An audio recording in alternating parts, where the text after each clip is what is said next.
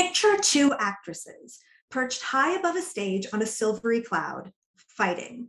One prevails and the other is pushed off the cloud, plummeting downward and disappearing through a trapdoor in the floor of the stage. That is what Spanish audiences who attended the 1653 production of Fortunas de Andromeda y Perseo saw, and they were thrilled by the spectacle. When I saw a drawing of this moment, more than 300 years later, I was also thrilled. The drawing is one of 11 illustrations of this production, created by the Italian artist Baccio del Bianco, who also designed the sets, costumes, and special effects. These illustrations hint at the imaginative and technical skills required to create theater for European courts in the early modern period. As a historian of theater design, I wanted to know more about Baccio del Bianco.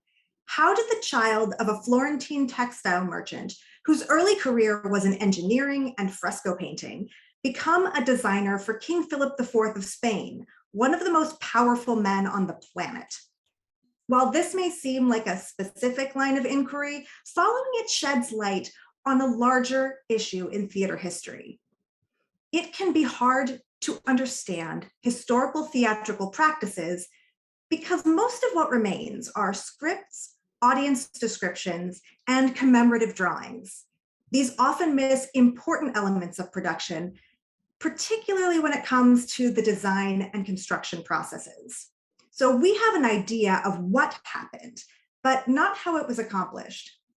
My dissertation focuses on how Baccio del Bianco's life and non-theater work prepared him to master the elite genre of court theater. His varied professional experiences gave him the tools to make innovative spectacles, and studying them provides insight into how theater production incorporated existing technologies to, for example, make an actress appear to fall from the sky and disappear. My research took me to 8 archives across 3 countries.